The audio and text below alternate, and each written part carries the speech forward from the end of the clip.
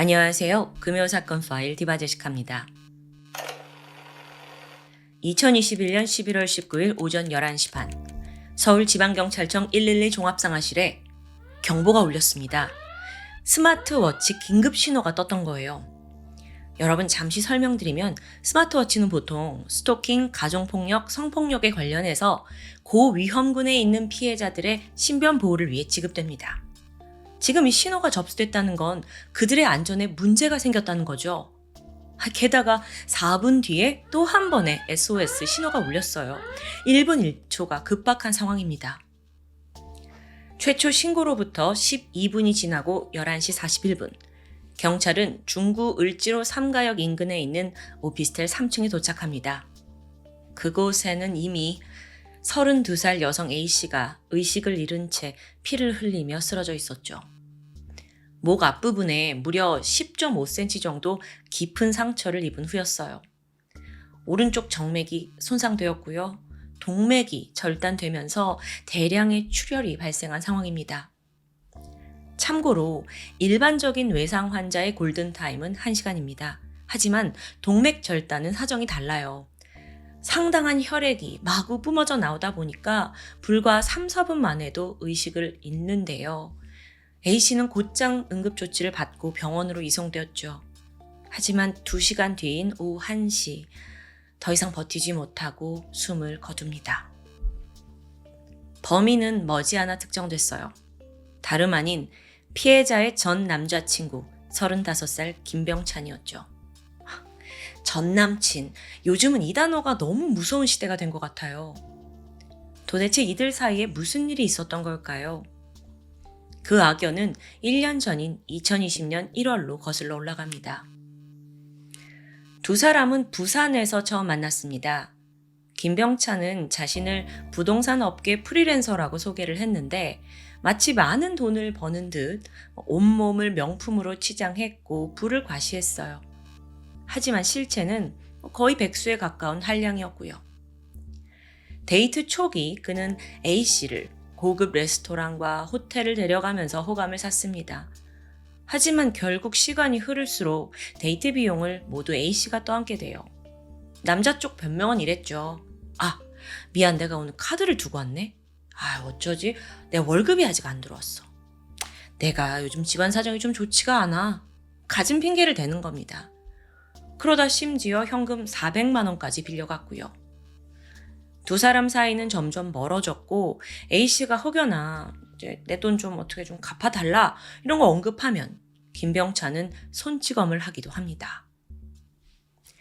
A씨는 부산 사상구에 살고 있었습니다. 그런데 김병찬과 사귀고 나서 이 남자가 막 무단으로 아무 때나 집에 쳐들어오는 거예요. 그래서 비밀번호를 바꿔봤지만 세상에나 번호를 유추해가지고 또 들어오더라고요. 그것도 무려 10차례나 이어졌고요.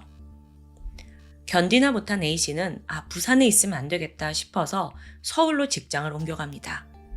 하지만 이후 김병찬은 부산과 서울을 오가면서 A씨를 끈질기게 괴롭혔죠. 2021년 6월 26일입니다.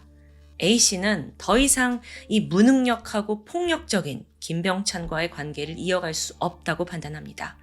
그래서 용기를 내서 헤어지자 말해요. 김병찬의 짐을 모두 밖에 내놓았죠. 확실하게 선을 그은 거예요. 근데 김병찬은 이 이별을 받아들일 생각이 없어요. 피해자 모르게 자기가 혼자 보관해오던 카드키가 있었는데 그걸로 문을 따고 들어오더라고요. 그 안에 있던 A씨는 얼마나 놀래요. 그래서 112에 신고하면서 바로 경찰이 출동하긴 했지만 이건 사실 임시방편에 불과했습니다. 사실 김병찬이요, A씨의 핸드폰을 수시로 빼앗아서 자신의 메시지를 삭제해왔어요. 그러니까 증거를 없앤 거죠. 이로 인해서 경찰이 왔을 때도 스토킹이 있었다는 증거를 댈 수가 없는 거예요. 그러니까 경찰도 뾰족한 대응을 하기 어렵고요. 그렇게 A씨가 아무것도 할 수 없는 사이 김병찬은 그냥 카드키로 계속 집을 마음대로 드나듭니다. 결국 사건 발생 3개월 전에 A씨는 지인들에게 극도의 공포를 호소합니다. 오빠 왔어. 카드키 가지고 있어. 문 열리는데 숨 막혀 죽는 줄 알았어. 아직 신고 안 했는데 어떡하지? 나 너무 무서워. 이거 지울게. 메신저로 아무 일 없는 것처럼 회사 이야기 해줘. 대답은 안 해도 돼. 진짜 칼을 들 수도 있어. 폰을 뺏어가면 어떡하지? 회사 메신저에 내가 혹시 기억, 니읒, 기읒, 니읒 치면 신고해줘. 미안해 얘들아. 나 근데 너무 무서워. 어떡하지? 이 내용만 봐도 그녀의 공포를 느낄 수가 있는데요. 다행히 김병찬은 이날 조용히 물러났지만 비극은 끝나지 않았습니다. 불과 2주 만에 다시 들이닥친 거예요. 그 당시가 9월 17일쯤 추석 연휴였는데요. 우리 함께 있기로 하지 않았냐. 억지로 A씨를 붙들고 있어요. 동시에 나는 너 없인 못 산다. 그냥 이럴 바엔 같이 죽자. 구걸과 협박이 이어졌습니다.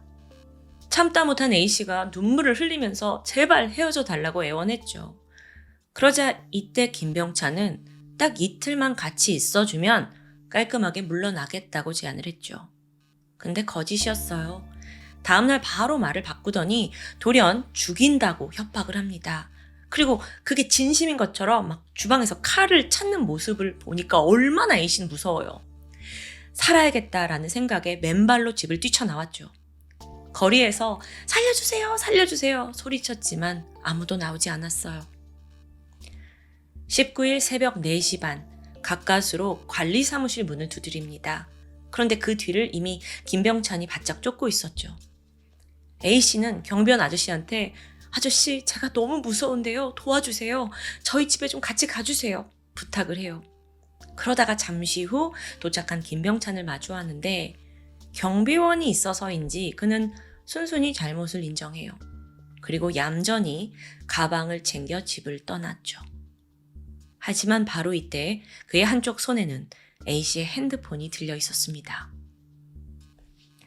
김병찬도 떠나고 경비원도 떠나고 잠시 후 A씨는 자기 핸드폰이 없어진 걸 확인해요. 어디다 뒀지? 급히 1층으로 내려가는데 거기에 떡하니 김병찬이 기다리고 있었죠. 그가 협박을 합니다. 성관계 영상을 가지고 있다. 너랑 나랑 같이 네 집 올라가면 내가 지워줄게. 이러는 거예요. 이건 너무 무서운 협박이잖아요. 그래서 그와 다시 집에 올 수밖에 없었고요. 그때부터 감금은 다음 날까지 이어졌습니다. A씨는 내가 고향집에 가야 한다. 필사적으로 빌었고 외출 허락을 받아내요. 근데 여기서 김병찬이 고향까지 같이 가겠다는 거예요. 근데 이때 A씨의 맘속에는 가족들한테까지 가면 내 가족 어디 사는지 다 알고 위협을 할까 두렵죠. 그래서 겨우 설득을 해서 대구까지만 동행하기로 합의를 합니다. 어쨌든 가까스로 집 밖으로 나오게 된 거예요. 하지만 악몽은 끝나지 않았습니다. 그날 이후에도 김병찬은 수시로 식칼을 들고 찾아와서 목숨을 위협합니다. 결국 10월 9일 또다시 A씨를 집안에 감금해두죠. 그리고서는 야, 너 다 벗어. 아예 도망가지 못하도록 그냥 칼을 들고 나체로 있으라고 협박하는 거예요. A씨 얼마나 무서워요. 손이 발이 되도록 빌었고 그래 올해 12월까지 우리 계속 연애해보자 라고 합니다. 근데 여기서 이 악랄한 김병찬이 그 대가를 요구해요. 성관계 영상을 촬영하자는 거예요.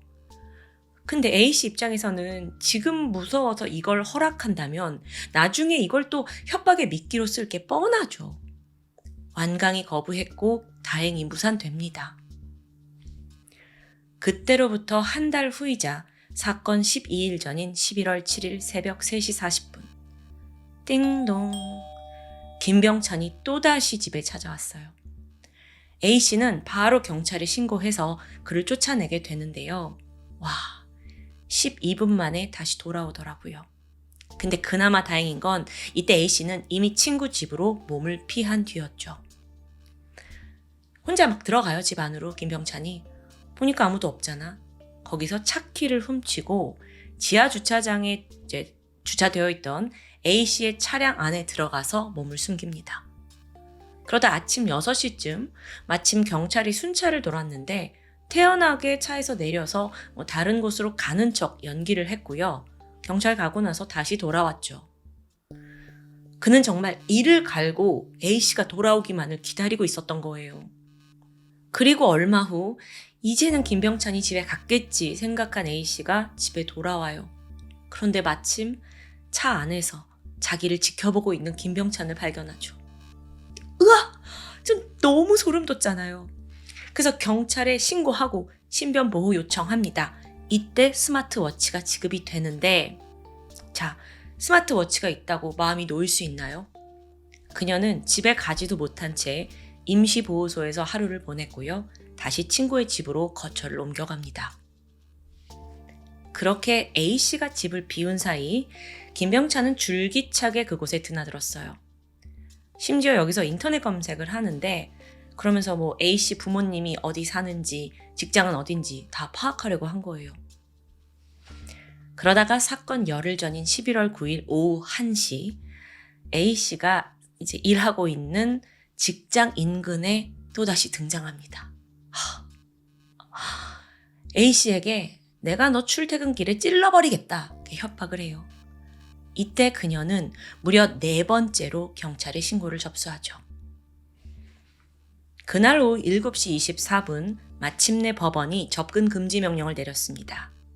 하지만 오히려 이게 김병찬의 분노를 폭발시키는 기폭제가 돼요. 뭐라고 생각하냐면 법원? 접근 금지? 전혀 아랑곳하지 않았고요. 아예 A씨가 신고를 취소하게 만들겠다면서 수십 통의 전화를 걸어옵니다. 실제 경찰은 A씨를 신변보호 대상으로 지정을 했지만 실질적인 보호 조치는 없었어요. 그렇게 분노에 차 있는 김병찬이 직장에 들이닥칩니다. 이미 A씨가 몸을 피했는데요. 그래서 뜻대로 그녀를 만날 수 없었어요. 그러니까 여기서 김병찬이 화가 끝까지 올라서 차라리 죽여버리겠다고 결심을 한 거죠. 경찰이 다소 안일하게 대응을 한 건 아닌가 싶은데 그러는 사이 김병찬은 살인 준비에 박차를 가했습니다. 11월 10일 김병찬의 검색 기록을 보면 사시미 칼로 찌를 때, 칼 손잡이 미끄럼 방지 테이프, 서울 칼 연마. 이게 다 어떤 걸 연상하고 있는지 아시죠? 그리고 사건 전날인 11월 18일 낮 12시에 부산에서 고속버스 타고 서울로 올라와요. 먼저 종로구에 가서 얼굴을 가릴 모자를 사더라고요. 이후 청계천으로 갔고 칼날이 16cm 정도 되는 식칼을 구입합니다. 이후에 향한 곳은 A씨의 집이었죠. 어슬렁어슬렁 주변을 돌면서 동태를 살피는데 당시 A씨는요. 계속 친구 집을 이제 전전했잖아요. 근데 그것도 한두 번이지 너무 미안한 거야. 그래서 마침 3일 전인 15일에 집에 돌아와 있는 상황이었습니다. 그리고 다음 날 경찰서에 직접 가서 피해 사실을 진술할 생각이었고요.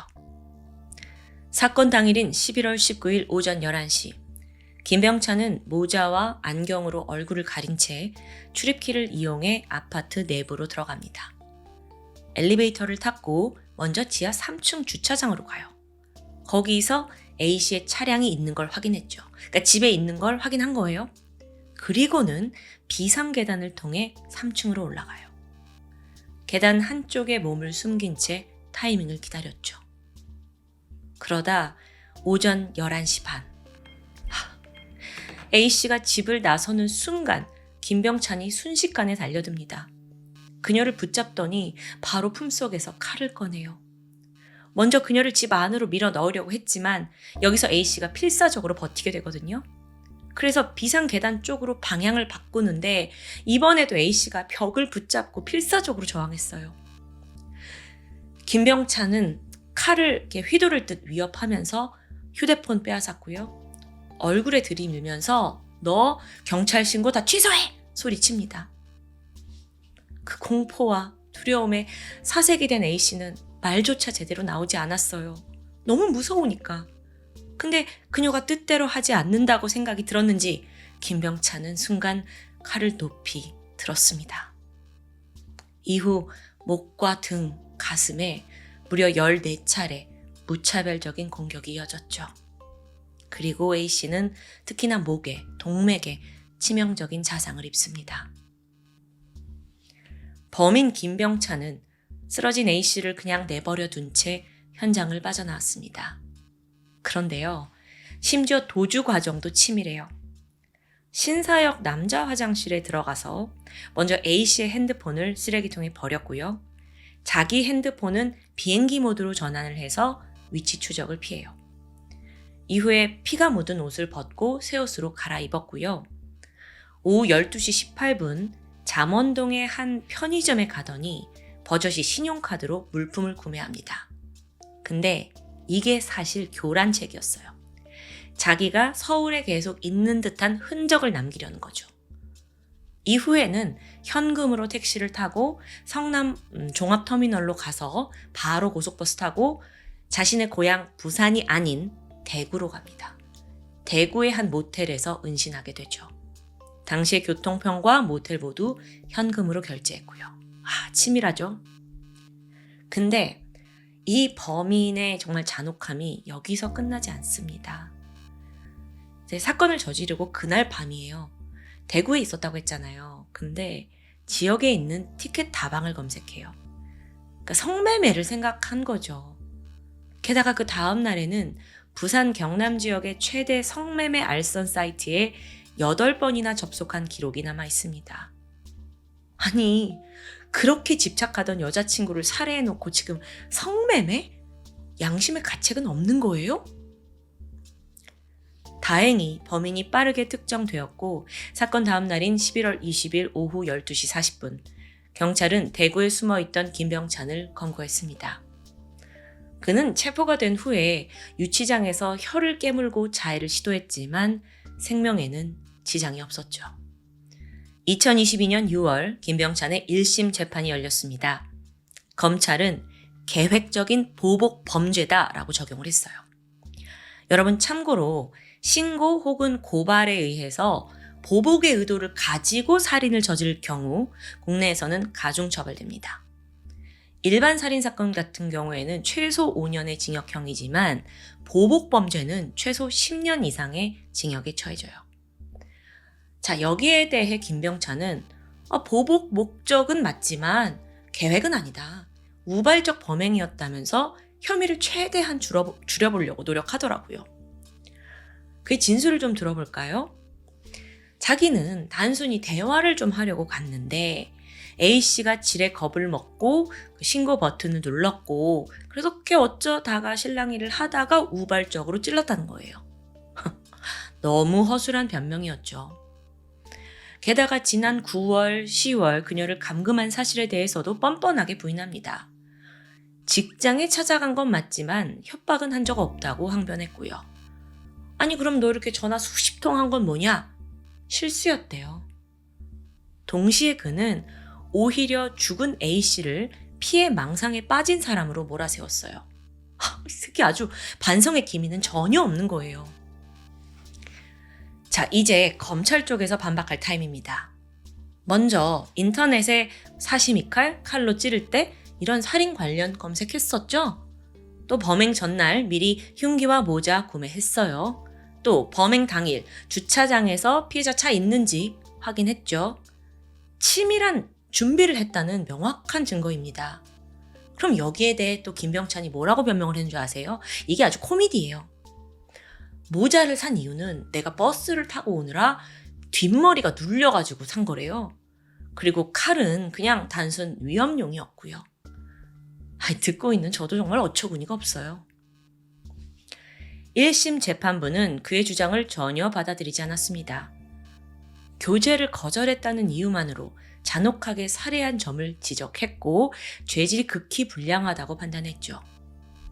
게다가 재범 위험성 평가를 받는데 여기서 굉장히 위험성이 높은 수준이 나타나요.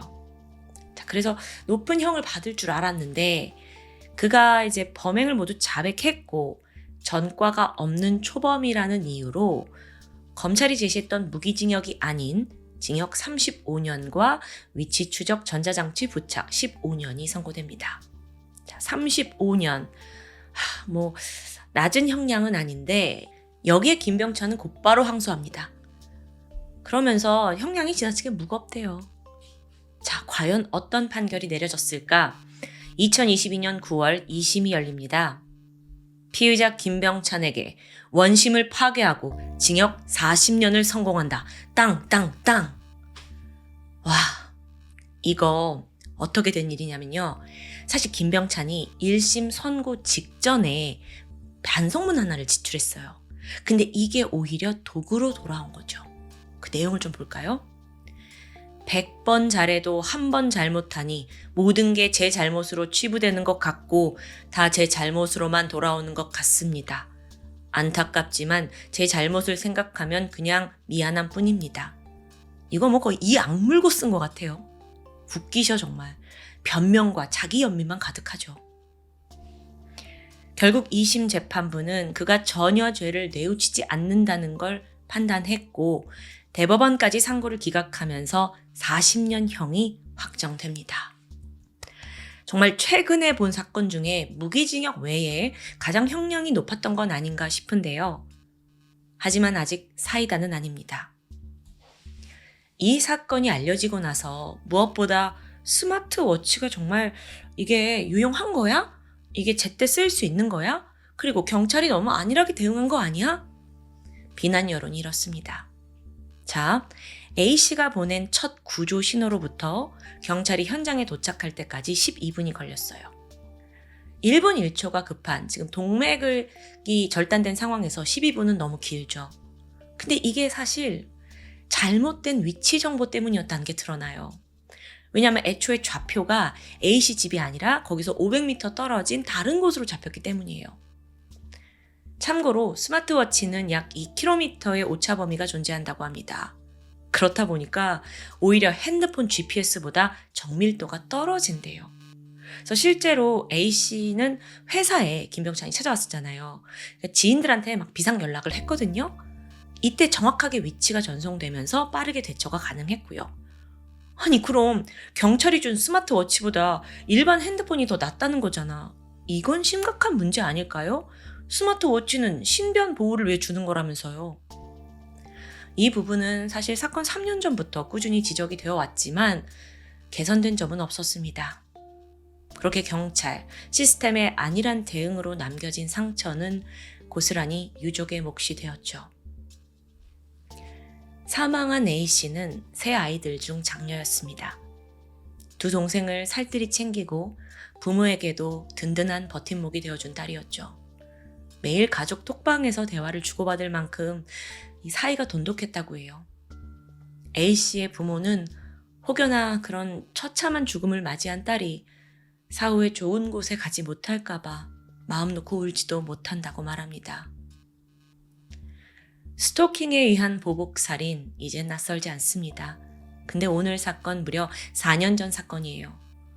최근에는 왜 더 많은 스토킹 살인이 이렇게 접수가 되는 걸까요? 그저 피해자에게만 조심하라고 떠넘기는 건 이제 아닙니다. 현재 피해자를 보호하지 못하는 사회가 되고 있는 듯한데 법은 가해자가 아니라 피해자와 약자의 편에 서야 합니다. 이게 진리예요. 그들의 눈높이에서 바라볼 때 시스템이 바뀔 수 있는 거죠.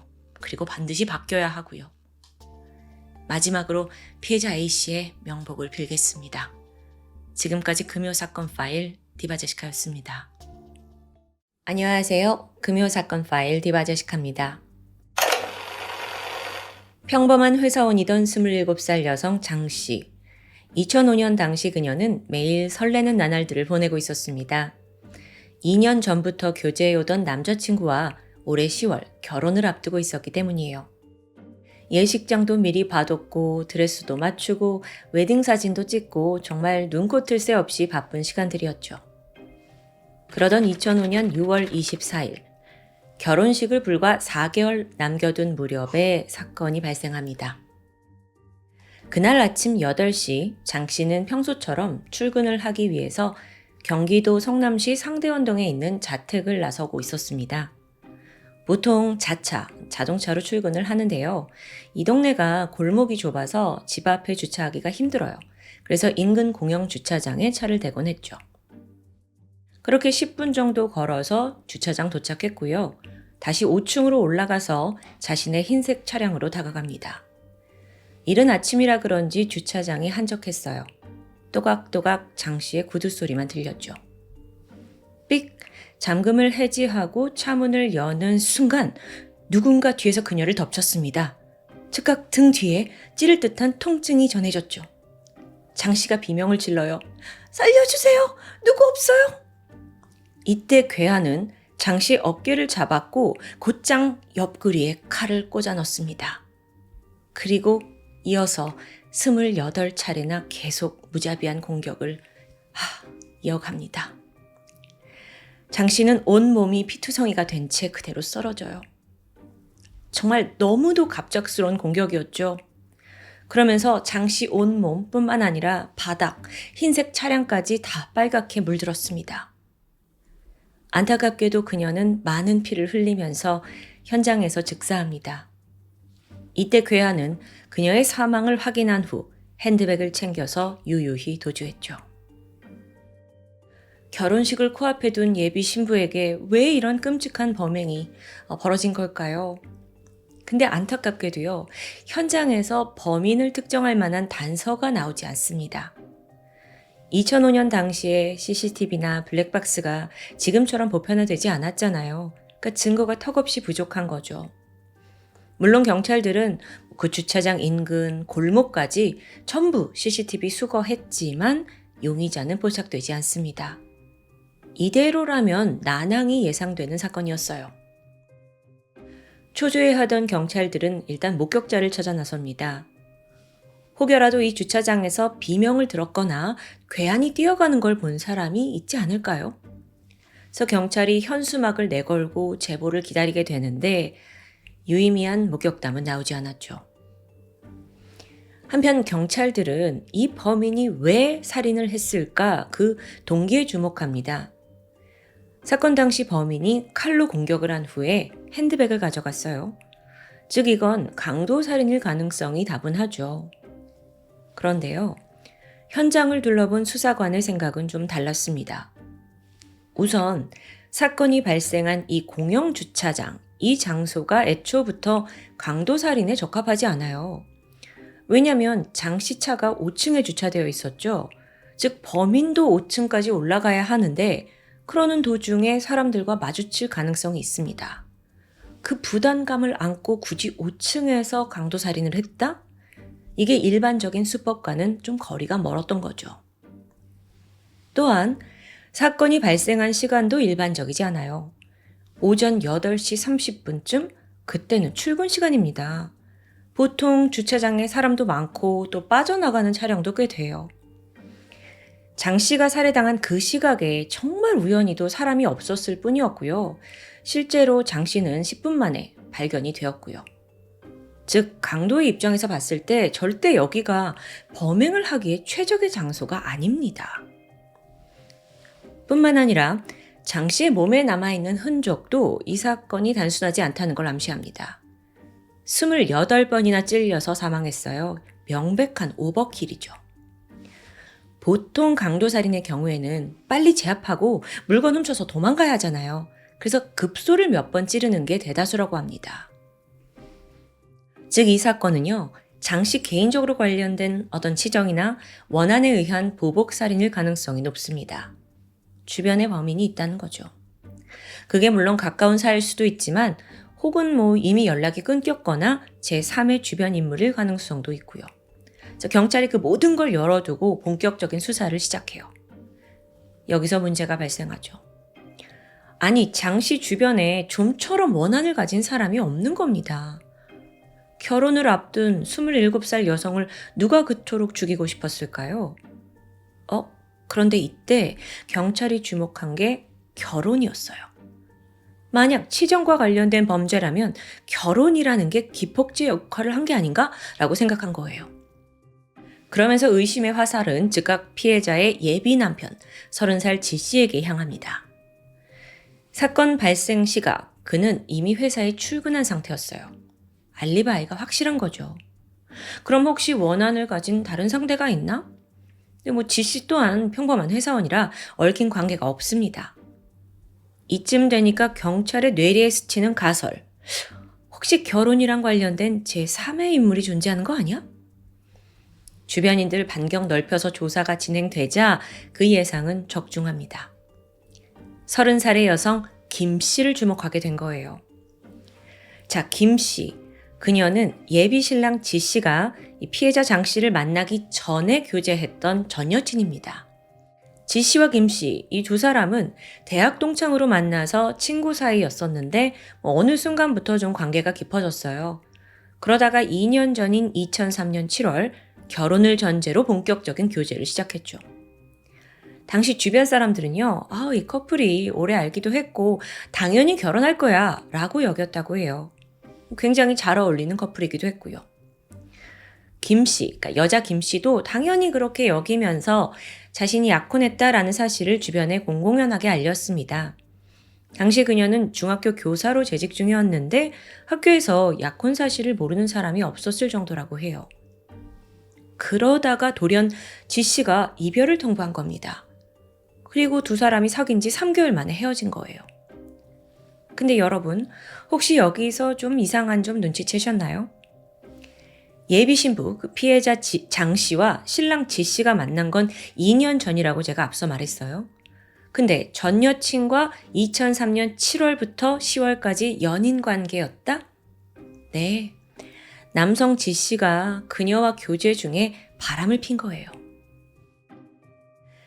한편 이게 김 씨 입장에서는 너무도 갑작스러운 이별 통보죠. 주변에다가 약혼할 거라고 다 말했는데 말이 안 되는 겁니다. 그래서 김 씨가 필사적으로 매달렸어요. 울고 불고 몇 날 며칠을 설득했지만 남자 지 씨가 너무 차가워진 거예요. 연락도 안 받고요. 그러던 어느 날 김 씨가 어떻게든 이 남자 마음을 잡아보고자 그의 집 앞에 찾아갑니다. 근데 이때 지 씨가 피해자 장 씨와 데이트하는 장면을 목격하고 만 거예요. 그렇게 자기한테 냉혈한처럼 굴더니 다른 여자한테 너무 지금 다정한 모습을 딱 목격한 겁니다. 김 씨는 속이 뒤틀리고 말아요. 그 이후로 김 씨의 삶은 그야말로 망가졌습니다. 덩달아서 또 직장인 학교까지 그만둬야 하는 상황이 생겨요. 모든 게 무너져 내리는 듯 했죠. 남자도 이별하고 직장도 없고 내 인생이 어쩌다 이렇게 됐지? 막 한탄을 합니다. 그게 또 슬픔으로 이어지고 또 얼마 후엔 아예 분노로 번졌죠. 어느덧 김 씨는 자기가 겪고 있는 이 모든 불행의 원인이 그 새로운 여자 장 씨 때문이라고 믿게 됩니다. 남친도 아니고 장 씨요. 점점 원망과 화가 막 걷잡을 수 없이 커져요. 그러더니 결국엔 그년만 없으면 돼. 그년만 없으면 그 사람 다시 나한테 돌아올 거야. 이렇게 생각하게 되는데요. 그러면서 김 씨가요, 직접 이메일을 써요. 그리고 장 씨에게 보내죠. 그 내용은 네가 사귀는 그 남자 나랑 오래된 연인이고 뗄 수 없는 사이야. 네가 헤어져야 돼. 막 퍼붓습니다. 근데 이게 먹히질 않았어요. 장 씨도 여기에 흔들리지 않는 거죠. 그랬더니 나 사실 임신했어. 그 남자 애를 베고 있다고. 이렇게 거짓말도 일삼습니다. 또한 남자 지 씨의 이름으로 직접 블로그를 운영했대요. 여기에 막 육아 일기를 올리고요. 이건 좀 섬뜩하죠. 그렇게 남자 하나를 두고 두 여자의 갈등이 심각해집니다. 이메일에서 둘 다 막 격한 표현을 쓰면서 언쟁이 벌어졌고요. 그런데 여러분, 되게 아이러니하게도 이 일로 인해서 오히려 장 씨와 지 씨의 사이는 더 단단해지는 듯 했습니다. 그러니까 남자친구는 이런 일을 겪고 있는데도 여자친구가 자신의 곁을 좀 든든하게 지켜주는 것 같았어요. 사랑이 더 깊어졌죠? 그러면서 두 사람이 결국 결혼까지 약속하게 된 거예요. 자, 여기까지 이렇게 세 사람의 관계를 파악한 경찰은 이 결혼 소식에 30세 여성 김 씨가 살인을 저지른 게 아닐까 의심합니다.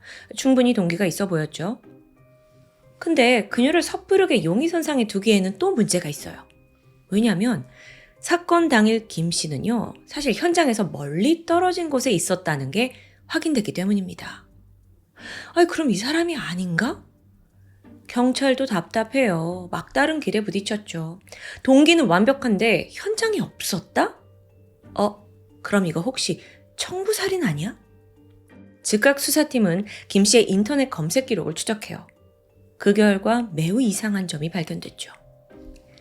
김 씨가요, 일명 해결사 넘버원? 이 카페에 수시로 접속했던 게 확인된 겁니다.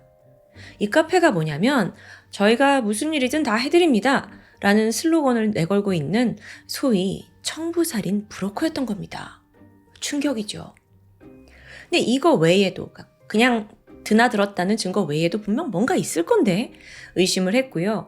경찰은 김 씨의 이메일을 살펴보게 돼요. 네, 거기에 살인을 청부한 내역이 남아있더라고요. 그 문구가 뭐였냐면 의뢰를 승낙 시 선수금 900만 원, 성공 시 300만 원 추가 지급을 약조함. 물론 여기엔 어떤 의뢰인지 언급은 없습니다. 근데 정황상 유추는 가능하잖아요. 심지어 김 씨는요, 그 선수금 900만 원을 택배로 전달했어요. 여러분, 지금 이거 들으시면서 아니 이 모든 게 가능해? 무슨 청부살인 카페가 있어. 이렇게 의심이 들지 않으세요? 사건이 벌어진 게 2005년입니다. 근데 그 당시에는요, 인터넷 검색창에 청부살인 이것만 검색해도 온갖 카페들이 줄줄이 떴다고 해요. 물론 대부분은 그냥 돈 갈취하는 사기 사이트였죠. 근데 그 중에 일부는 실제로 돈 받고 납치, 살인 같은 범죄를 저지르기도 했습니다. 그래서 이게 당시에는 커다란 사회적 문제이기도 했고요. 다시 사건으로 돌아와서 이제 남은 건 그 문제의 해결사 넘버원 카페의 운영자 33살의 남성 현 씨를 검거하는 일입니다. 그가 사용했던 인터넷 IP 주소 추적했어요. 그랬더니 현 씨가 인천의 한 PC방에서 주로 접속을 하는 게 확인이 됩니다. 그래서 경찰이 이 PC방 인근에서 잠복 수사를 진행해요. 문제가 있었죠. 하루 이틀 그 정도는 버티는데 며칠이 지나도 현 씨가 모습을 드러내지 않는 겁니다. 이거 혹시 벌써 도주한 거 아니야? 그럴 가능성도 충분히 있어요. 왜냐면 장 씨가 사망한 상황이니까. 그럼 완전 놓치는 건데. 형사들은 일말의 희망을 버리지 않고 잠복을 이어가는데 그러다가 드디어 PC방으로 한 남성이 걸어 들어가는 걸 포착합니다. 인상착의로 보니까 딱 그 사람이에요. 결국 사건이 발생한 지 40일 만인 2005년 8월 8일 마침내 현 씨를 체포하는 데 성공했습니다.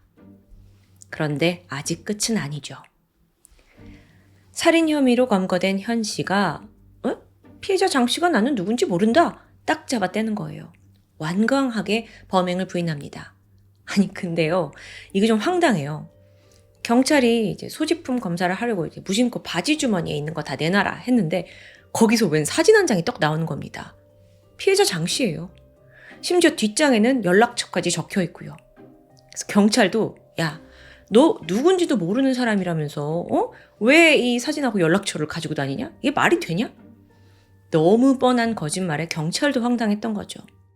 결국 강한 추궁 끝에 현 씨는 범행 일체를 자백합니다.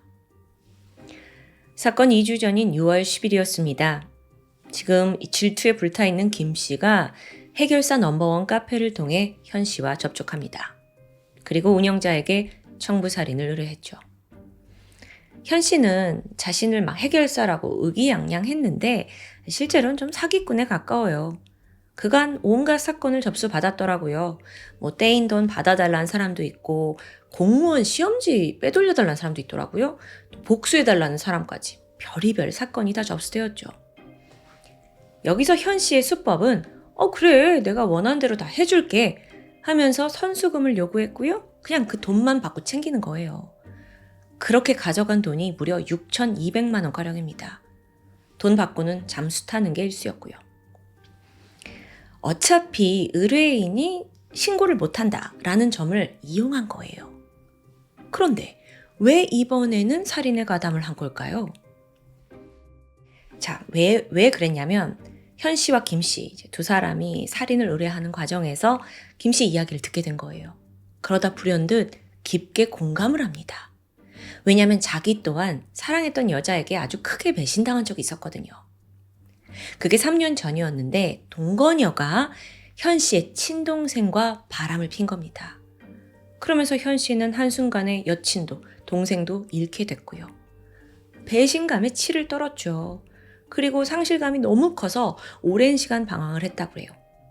그리고 나서 이후에는 남녀 사이의 배신? 여기에 대해 병적인 거부감을 보였습니다. 그런 와중에 약혼자가 바람을 폈어요 라는 이 김 씨의 이야기에 자기의 처지를 대입한 겁니다. 그는 김 씨로부터 선수금을 받았고요. 또 장 씨에 대한 정보를 넘겨받았습니다. 그 여자가 어디 사는지, 어떤 루틴을 가지고 있는지, 그리고 장 씨를 죽일 만한 최적의 타이밍을 찾기 위해서 그녀를 밀착 감시하게 돼요. 또 중간중간 틈틈이 김 씨한테 이메일로 상황을 보고했거든요. 그게 남아있죠. 예를 들어 지금 장 씨 집 앞에서 잠복하고 있다. 미행 중에 놓쳤다. 장 씨가 자주 이용하는 주차장을 파악했다. 이런 구체적인 내용이 고스란히 있었습니다. 사건 당일인 6월 24일, 범인은 5층 주차장에 숨어서 아침 내내 피해자를 기다렸어요. 이미 자기가 도주할 경로도 치밀하게 계산해뒀고요.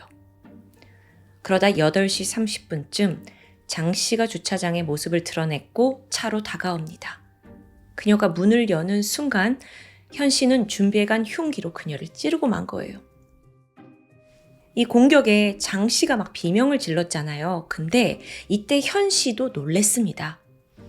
예상과 다르게 막 소리를 크게 지르는데 나 이러다 걸릴 텐데? 그 공포감에 짓눌려서인지 무차별적으로 칼을 휘두른 거예요. 28번이 나요. 장 씨가 피투성이가 돼서 쓰러졌고 현 씨는 그 와중에도 이걸 강도살인으로 위장하기 위해서 그녀의 핸드백을 챙겨 도주합니다. 보면 상당히 현 씨가 치밀한 모습을 보이고 있어요. 그렇다 보니까 경찰이 얘가 이거 정말 첫 살인일까? 왠지 아닐 수도 있겠는데 라는 생각이 들었습니다. 그래서 다른 범죄의 가능성을 염두하고 조사를 하는데 아니나 다를까. 현 씨의 또 다른 청부살인이 드러납니다. 심지어 이건 장 씨를 죽인 후에 벌어진 일이에요. 생각해보면 검거까지 40일밖에 걸리지 않았다고 했잖아요. 근데 그 사이에 살인을 또 한 거예요. 어쩌면 첫 번째 장 씨를 죽이고 나서 어느 정도 자신감이 오른 게 아닌가라는 생각이 듭니다. 아니 이거 돈도 벌고 걸리지도 않고 너무 좋은데? 나 살인에 재능 있는 거 아니야? 한탕 더 뛰어볼까? 이런 거예요. 두 번째 살인은 2005년 7월 22일이었습니다. 이때 또 다른 공범이 있는데 자기 친구 홍 씨를 끌어들여요. 그리고 인천 부평구 만월산으로 향했죠. 의뢰받은 타겟은 39살의 A씨였습니다. 미리 인터넷 채팅을 통해서 A씨에게 접근을 했고 만월산으로 불러낸 상황이었어요. 그리고 공범 친구와 같이 가서 그를 목졸라 살해했죠. 현 씨는 시신을 화정동 변전소 앞길에 유기합니다. 그리고 이 일을 끝내고 현 씨와 그의 친구가 챙긴 건 각각 225만 원이었습니다. 이 돈 때문에 지금 살인의 자신감이 붙어 올라가지고 막 계속 저지르고 다니는 거예요. 자, 이렇게 현 씨가 검거되고 모든 걸 자백하면서 동시에 청부살인을 의뢰한 김 씨의 죄도 드러났죠. 그런데 김 씨도 뻔뻔합니다. 끝까지 무죄를 주장하는 거예요. 의뢰를 한 건 맞대요. 근데 자기가 죽여달라고 한 적은 없다는 거죠. 아니 제가 좀 손 봐주거나 혼 좀 내달라고 한 거지. 누가 이걸 죽이는 걸로 생각을 했겠어요? 막 이래요. 고래고래 소리를 칩니다. 근데 그 거짓말도 금방 들통났죠? 왜냐하면 알고 보니까요. 이 김 씨가 현 씨 업체 이전에 다른 업체에도 청부살인을 요청했었다는 게 드러난 겁니다. 사건 한 달 전인데 다른 업체를 통해서 해달라, 선수금 보내라. 그래서 1,000만 원을 계좌로 보냈어요. 계좌로요. 근데 이것도 돈만 날리고 사기를 당했죠. 근데 이체한 내역은 고스란히 남아있었던 겁니다. 생각해보면 지금도 1,000만 원은 큰 돈인데 2005년은 더 어마어마한 돈 아닌가요? 근데 그런 돈을 날리고도 계속해서 장 씨를 죽이려고 또 청부살인을 요청했다는 게 너무 끈질겨요. 좀 이해가 안 가. 완전 자기 삶은 그냥 다 포기한 듯한 느낌이죠. 어쨌든 이제 이 모두에 대한 재판 결과가 남아 있습니다. 살인을 직접 실행한 현 씨에게는 무기징역이 선고돼요. 그리고 살인 교사를 한 김 씨의 경우에는 징역 25년형이 선고됐죠. 여기에 김 씨가 이거 과하다 라면서 항소를 하게 되는데요. 대법원이 그녀의 손을 들어줍니다. 최종적으로 그녀는 징역 15년형으로 감형이 됐고 현재는 출소한 상태입니다. 물론 이후의 행방에 대해서는 전혀 알려지지 않았죠. 인간의 가장 어두운 욕망을 노린 청부살인 범죄. 김 씨와 현 씨는 사람의 귀중한 생명도 돈으로 좌우될 수 있다고 믿었던 것 같습니다. 그렇게 고작 몇 푼에 사람의 목숨을 마음대로 앗아갔죠. 그리고 질투심에 멀어서 이렇게 자기의 인생을 완전히 망치고 말았습니다. 잔인무도한 비극, 성남 예비신부 주차장 살인사건, 금요사건 파일 디바제시카였습니다.